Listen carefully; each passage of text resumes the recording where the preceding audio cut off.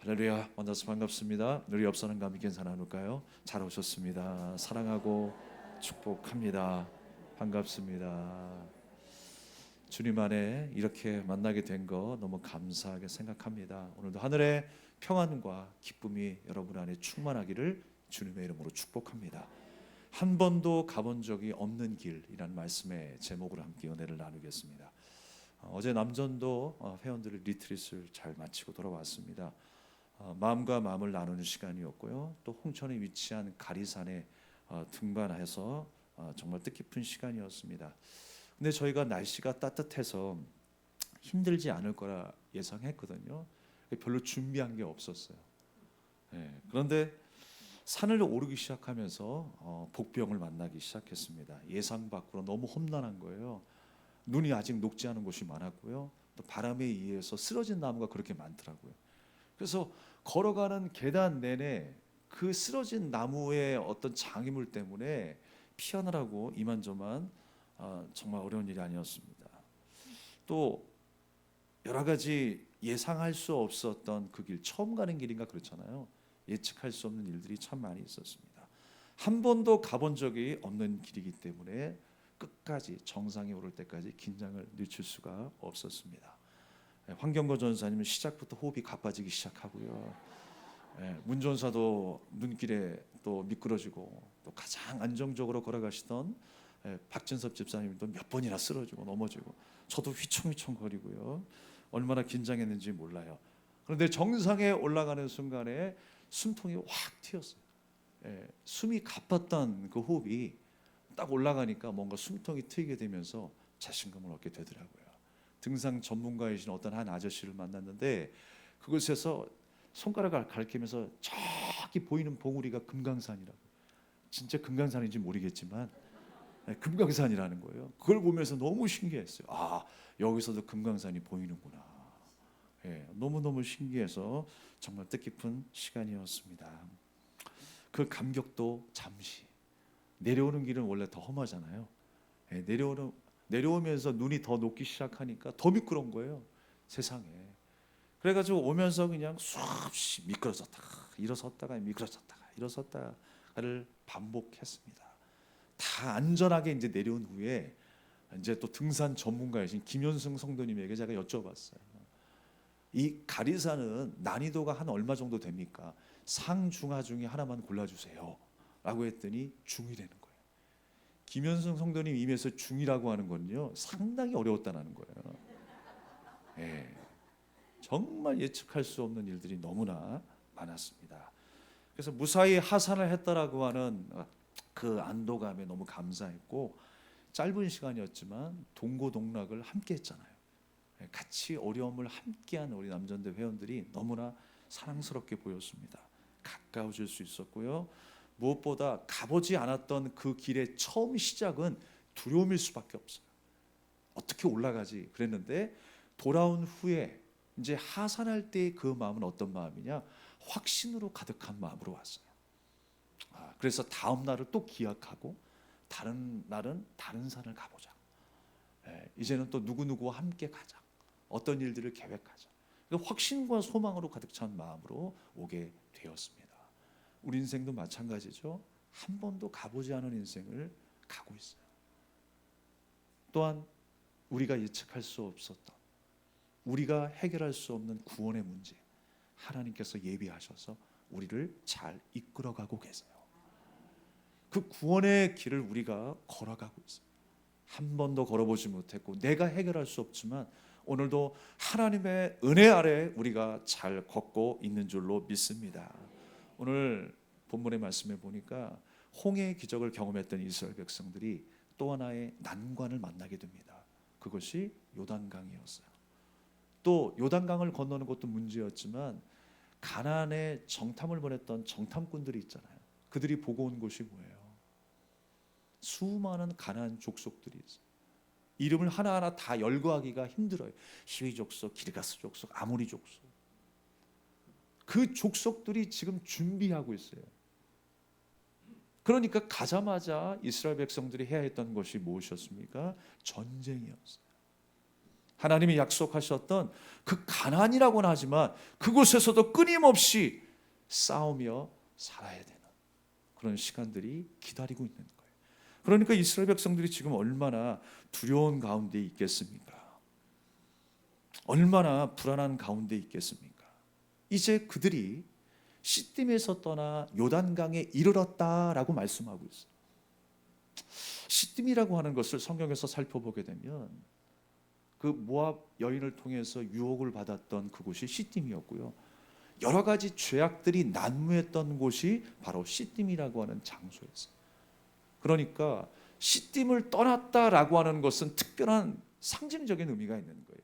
죄에서 떠난 것이고요, 나의 익숙함에서 떠난 것이고요, 나의 옛사람 고집불통이었던 내 인생 가운데서 떠났다라고 하는 것을 의미하는 거예요.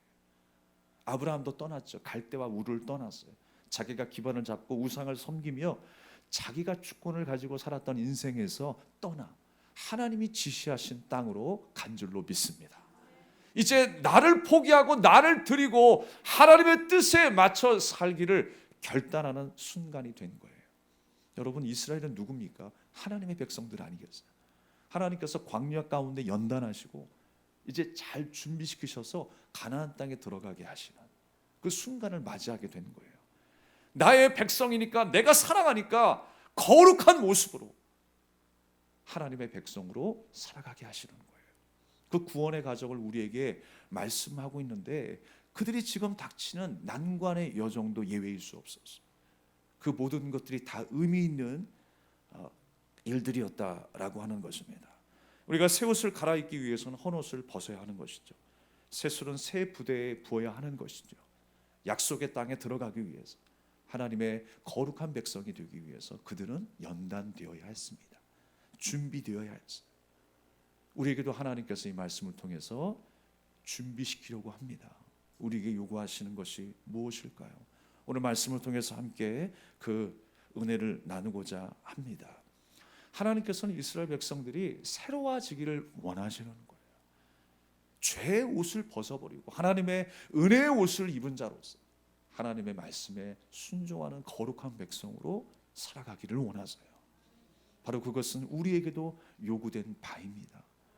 하나님의 거룩하고 하나님께 사랑받는 백성으로 살아가기를 원하세요. 오늘 사전의 말씀에 보니까 이전에 지나보지 못했던 길이다라고 했어요. 세상에서 경험할 수 있는 일이 아니고 내가 계획해서 가는 길이 아니라 내가 성취할 수 있는 어떤 목적 있는 길이 아니라 내가 갈 수 없고 내가 할 수 없는 길이라는 거예요. 그 길을 백성들로 하여금 걷게 하셨어요. 그 길은 바로 영원한 생명의 길, 구원의 길이었어요. 영원한 제사장으로 삼겠다라고 하는 하나님께서 예비하신 길이었어요.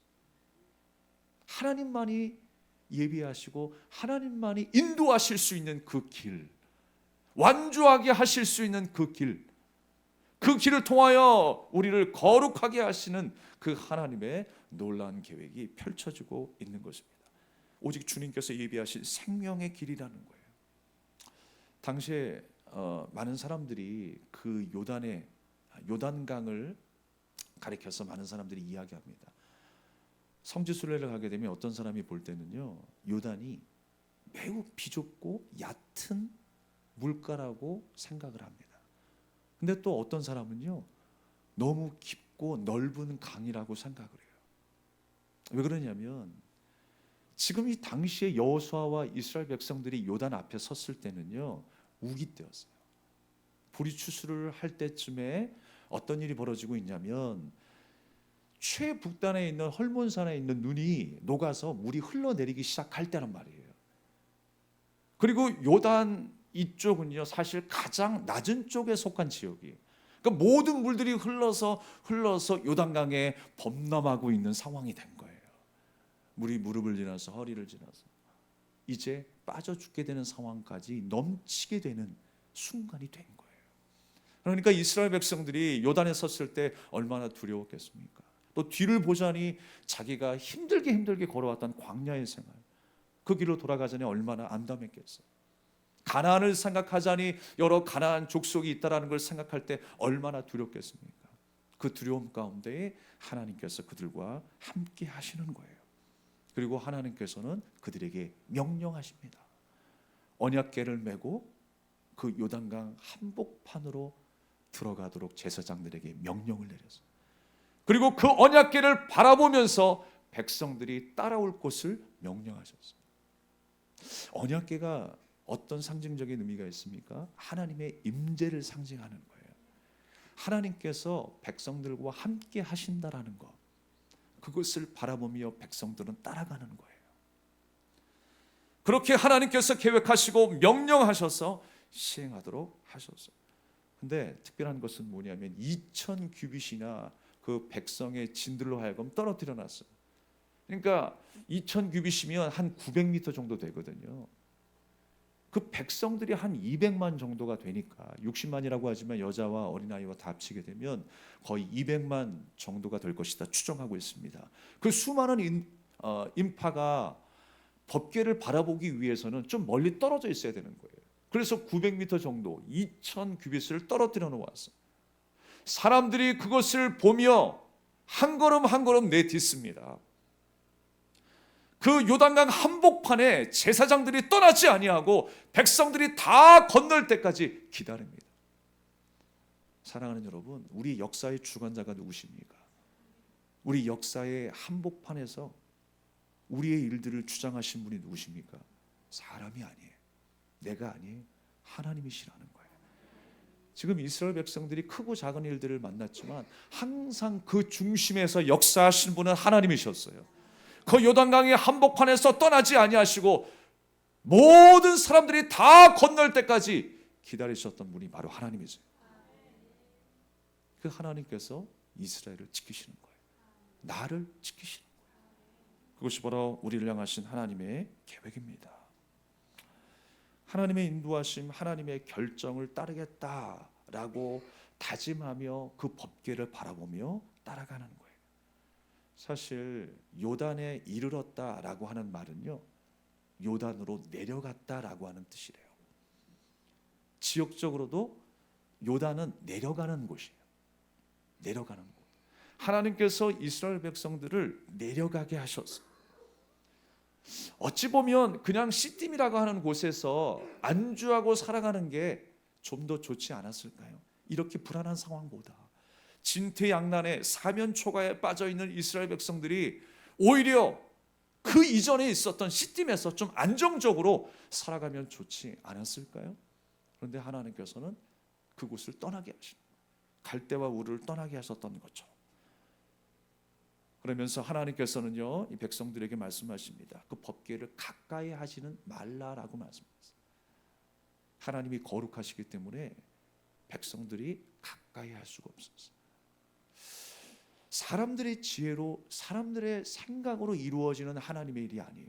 하나님은 하나님 단독으로 그 일들을 진행해 가세요. 그것을 우리는 은혜라고 이야기하죠. 하나님께서 강권적으로 우리의 삶을 주장하여 주셔서 하나님의 은혜 가운데 그 일들을 모두 이루어 갔어요. 그래서 가까이 하지 말라라고 하는 거예요. 나는 거룩하지 못하기 때문에 내가 할 수 있는 것이 무엇일까요? 그저 우리는 하나님이 하시는 일들을 잠잠히 바라볼 뿐입니다. 할렐루야. 하나님이 역사하시는 그 일들을 바라보라는 거예요. 아, 우리의 지혜와 우리의 능력이 아니구나. 하나님이 역사하시는구나. 하나님께서 우리에게 은혜를 베풀고 계시는구나. 그 사실을 날마다 바라보며 걸어가야 되는 거예요. 그리고 또한 여러분, 성결케 하라라고 말씀하고 있어요. 성결케 한다라고 하는 의미는 봉헌의 의미가 있습니다. 봉헌. 봉헌이 무엇입니까? 드린다라고 하는 의미죠. 그러니까 하나님께 내 삶을 성결케 한다라는 것은 내 삶을 드리는 거예요. 나를 드리기가 여러분 좀처럼 쉽지 않습니다. 자기를 부인하고 십자가를 지고 나를 따르라. 예수님께서 제자들에게 명령하셨죠. 나를 따르는 제자가 되기 위해서는 자기를 부인하라는 거예요. 십자가를 지라는 거예요. 그러나 그것이 쉽지 않은 일이에요. 봉헌의 의미는 무엇입니까? 성결하다라고 하는 의미는 무엇입니까? 나를 하나님 앞에 드리는 거예요. 내 생각과 내 경험을 다 내려놓고 하나님의 인도하심을 따라가는 거예요. 그렇게 결단하는 것이 성결입니다. 우리가 옷만 깨끗하게 하는 게 성결이 아니에요. 착한 일만 많이 한다고 성결이 아니에요. 그것이 하나님과 관련이 되어 있어요. 주권이 내게 있느냐 하나님께 있느냐, 내 중심이 세상에 있느냐 하나님께 있느냐, 내 우선순위가 내게 있느냐 하나님께 있느냐, 그것이 문제로다. 여러분, 하나님께 마음을 두시기 바랍니다. 우리의 시선이 하나님께 있을 때 주님은 우리를 통하여 역사하실 줄로 믿습니다. 그것이 바로 잠잠히 바라보게 하시는 역사이고요, 그것이 바로 성결케 하라라고 하는 하나님의 명령이었어요. 나 스스로가 성결하게 될 수 없기 때문에 나를 성결하게 하실 그 하나님의 은혜를 사모하면서 우리는 계속 바라보는 거예요. 믿음의 주여 온전케 하신 예수님을 바라보며 우리를 위해 일하신 그 구원의 역사 가운데, 그 혼인잔치 가운데 우리가 참여하게 되는 줄로 믿습니다. 이것이 바로 언약궤를 따라가는 백성들의 바른 자세인 거예요. 우리가 잠잠히 순종하며 하나님이 하시는 일들을 바라보고 나를 드리고 내 중심, 내 주권을 하나님 앞에 맡겨드리는 것, 이것이 바로 이스라엘에게 요구하셨던 바로 하나님의 마음이었어요. 내 백성이니까, 내가 사랑하는 자녀이기 때문에 그렇게 바른 자세로 걸어가기를 원하셨던 거예요. 우리가 하나님의 법궤 하게 되면 하나님의 임재를 상징한다라고 해서 정말 홀리한 어떤 선물 박스처럼 생각할 때가 있어요. 야, 그건 건드리면 죽는데. 제사장도 1년에 한 번 지성소에 들어가서 하나님 앞에 제사를 드리고 하나님을 만났던 그 언약궤 아니겠느냐. 우리는 그저 신성하고 신비로운 언약궤로만 생각합니다. 그런데 사실요, 그 언약궤 안에 뭐가 들어있었을까요? 여러분이 아시는 대로 한번 이야기해 보세요. 언약궤 안에 뭐가 들어갔어요? 십계명의 두 돌판이 있었어요. 아론의 쌍난 지팡이가 있었어요. 만나 항아리가 있었어요. 사실 이것들은요, 신령한 게 아니에요. 그것은 바로 우리 인간의 실체를 상징하는 거예요. 하나님께서 광야 가운데에 만나를 주셨습니다. 하나님만이 주실 수 있는 양식이었어요. 그런데 백성들은 그 만나를 먹으면서도 불평합니다. 아, 내가 말이야 애굽 땅에 있었으면 뭐도 있었다? 마늘도 있어, 고기도 있어, 부추도 있어. 야, 내가 누릴 거 다 누렸는데 이게 뭐야? 만나만 먹다가 여생을 보내게 생겼으니까 불평과 원망이 가득한 거예요. 여러분, 하나님이 주시는 양식이 있는데 말씀을 받아먹고 살아야 될 하나님의 백성들이 자기가 원하고 자기가 즐기던 바로 왕이 주었던 그 음식이 생각나서 그 음식을 이야기하면서 하나님의 양식을 모독하고 있는 거예요. 그게 우리의 모습이에요. 하나님이 주셔도 감사를 잃어버려요. 감격을 잃어버리며 살아가는 인생. 십계명의 두 돌판은 무엇입니까? 하나님이 주신 율법 아니에요? 말씀 아니겠습니까? 그 율법을 주신 목적이 있습니다. 내 죄를 깨달으라는 거예요.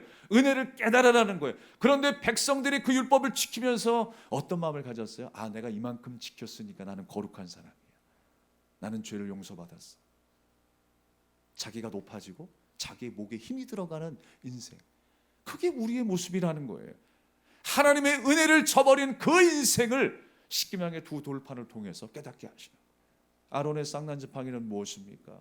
마른 막대기는 생명이 없어요. 우리는 생명이 없는 죽은 목숨과 같습니다. 그런데 하나님의 영이 임하셔서 우리를 택하심으로 말미암아 그 메마른 나무까지여서 싹이 돋아난 거예요. 우리에게 생명이 임하는 역사가 일어난 줄 믿습니다. 그럼 우리는 은혜를 알아야죠. 이건 내 힘이 아니라 하나님의 은혜야. 우리가 살아가는 모든 것이 하나님의 은혜야 라는 걸 알아야죠.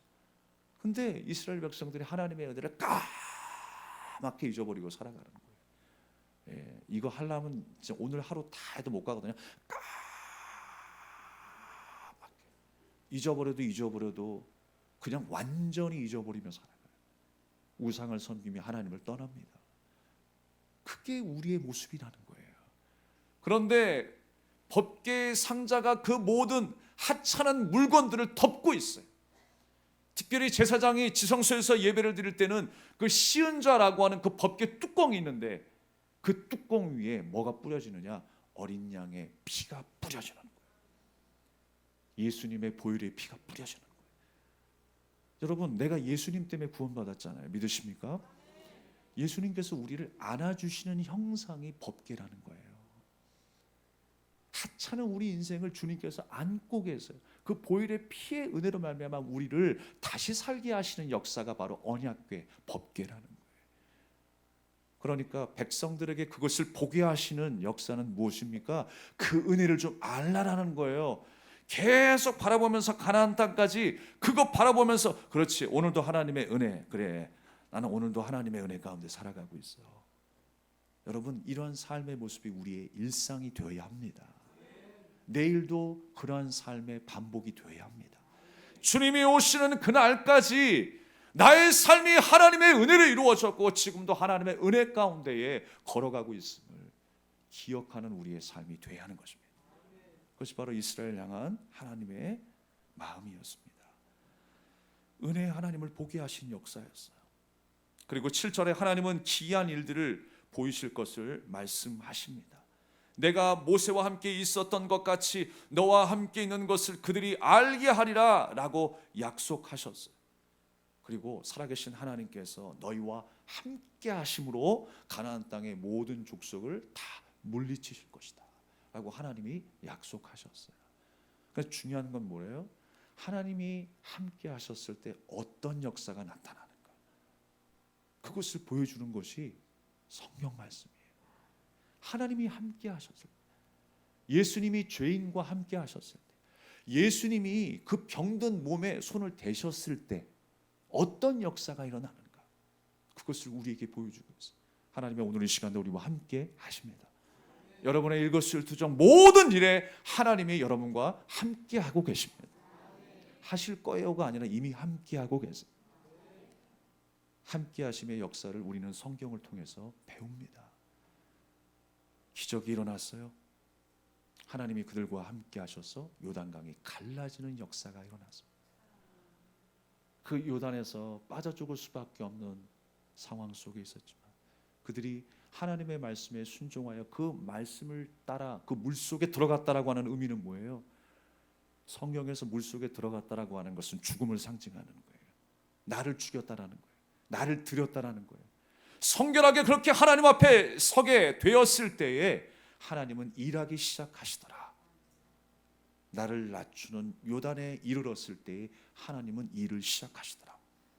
물속에 들어가 나를 하나님 앞에 드리는 순간이 되었을 때 하나님은 일을 시작하시더라. 나는 소망이 없다고 끝났다라고 생각하지만 하나님께서는 나를 드리는 그 순간에 역사하셨어요. 그 범람했던 요단강의 물이 끊어지기 시작합니다. 그리고 다른 곳으로 물이 모이기 시작합니다. 그리고 제사장이 그 법궤를 그 요단강 중앙에서 들고 있었을 때 백성들은 무사히 그 요단강을 건너게 되었습니다. 이것이 바로 하나님의 역사였어요. 하나님이 백성들에게 요구하셨던 것은 날마다 하나님께서 부어주시는 그 은혜를 기억하며 살라라고 하는 거예요. 나를 하나님 앞에 드리고 맡김으로 모든 주권이 하나님께 있음을 믿고 날마다 주님 앞에 순종하는 백성이 되기를 간절히 원하셨습니다. 말씀을 마치겠습니다. 우리의 삶은 매일매일 처음 가보는 인생이죠. 저도 아빠가 처음이었고요. 목사가 처음이에요. 뭐 몇 년 전에 했다가 쉬었다가 다시 한 거 아니거든요. 모든 게 처음이에요. 여러분도 처음 가는 길을 걷고 계시죠? 한 주간의 삶 또한 그런 일들이 반복될 것입니다. 처음 가는 길이 얼마나 두렵고 떨립니까? 막막하죠. 전혀 계산되지 않은 일을 하고 있는 거예요. 그러나 주님은 다 알고 계십니다. 예비하고 계세요. 그래서 처음 가는 길이지만 처음 시작했을 땐 두렵지만 등산 올라가서 정상 찍고 내려올 때 확신에 찬 모습으로 환하게 밝아있는 모습으로 우리가 변해 있는 것처럼 하나님은 우리를 다시 한번 웃게 하실 것입니다. 그 기쁨과 확신 속에 살아가게 하실 것입니다. 한 걸음 한 걸음 주님의 말씀을 따라 걸어내십시오. 한 주간 하나님의 백성답게 주님이 기뻐하시는 그 모습으로 살아내십시오. 그렇게 살아내다 보면 우리의 걸음은 하나님이 목적하신 그 자리에 서 있는 거예요. 내가 계획한 길이 아니요, 내가 선택한 길이 아니요, 하나님이 인도하시고 계획하신 그 길을 따라 나는 순종만 했고 나는 주님을 바라보기만 했는데 어느새 그 길에 가 있는 거예요. 그것이 바로 하나님의 약속인 줄로 믿습니다. 우리의 걸음을 마친 뒤에는 반드시 확신으로 웃게 될 것입니다. 그리고 알게 될 거예요. 하나님께서 이 세상에 보지 못한 길을 계속 인도하고 계셨구나. 주님이 나의 인생 길 가운데에 보호하시고 인도하고 계셨구나 라고 하는 사실 확신하게 될 것입니다. 오늘도 우리가 그 믿음으로 다시 한번 하나님을 찬양하며 결단하며 기도하겠습니다. 나의 가는 길 주님 인도하시네. 나의 가는 길 주님 인도하시네. 그는 보이지 않아도 날 위해 일하시네. 주 나의 인도자 항상 함께 하시네. 사랑과 힘 베푸시며 인도하시네. 인도하시네. 나의 가는 길 주님 인도하시네. 나의 가는 길 주님 인도하시네. 그는 보이지 않아도 날 위해 일하시네. 주 나의 인도자 항상 함께 하시네. 사랑과 힘 베푸시며 인도하시네. 인도하시고 다시 한번 우리가 고백하며 찬양합니다. 나의 가는 길 나의 가는 길 주님 인도하시네. 그는 보이지 않아도 날 위해 일하시네. 주 나의 인도자 항상 함께 하시네. 사랑과 힘 베푸시며 인도하시네. 인도하시네. 광야의 길을 만드시고 광야의 길을 만드시고 날 인도해. 사막에 가 만드신 것 보라. 하늘과 땅 변해도 주의 말씀 영원히 내 삶 속에 새 일을 행하리. 나의 가는 길 나의 가는 길 주님 인도하시네. 그는 보이지 않아도 날 위해 일하시네. 주 나의 인도자 항상 함께 하시네. 사랑과 힘 베푸시며 인도하시네. 인도하시네. 세상 소망 사라져가도 세상 소망 다 사라져가도 주의 사랑은 끝이 없으니 살아가는 이 모든 순간이 주 은혜 힘을 나는 믿네. 세상 소망 사라져가도 세상 소망 다 사라져가도 주의 사랑은 끝이 없으니 살아가는 이 모든 순간이 주 은혜 힘을 나는 믿네. 다시 한번 세상 소망 사라져가도 세상 소망 다 사라져가도 주의 사랑은 끝이 없으니 살아가는 이 모든 순간이 주 은혜 힘을 나는 믿네. 주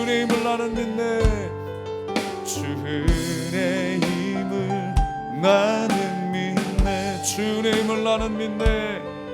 주의 힘을 나는 믿네. 우리 주신 말씀을 기억하면서 우리 합심하여 한번 기도하기를 원합니다. 여러분의 앞길이 막혀 있습니까? 요단강 앞에 있습니까? 광야에서 길을 헤매고 있습니까? 가나안 족속처럼 수많은 문제가 내 앞에 놓여있기 때문에 고민하고 있습니까? 두려워하지 마십시오. 주님은 광야에서 길을 내시는 분이, 사막에 강을 내시는 분, 요단을 가르신 분이 하나님이십니다. 가나안 족속 있는 것처럼 우리의 모든 삶의 문제를 해결하실 분이 하나님이세요. 우리가 해야 될 것은 무엇입니까? 잠잠히 하나님이 하신 일들을 바라보는 거예요. 주님이 주신 말씀에 귀 기울이며 살아가는 것입니다. 나를 성결케 하나님 앞에 내 삶을 맡겨드리는 거예요. 오늘 우리가 그렇게 되기를 간절히 소망합니다. 주님께 맡겨드리는 나의 인생이 되게 하여 주시옵소서. 나를 하나님 앞에 드립니다. 주님이 말씀하시는 그 말씀에 순종하는 인생이 되게 달라. 우리 주 한번 외치며 기도하겠습니다. 주여.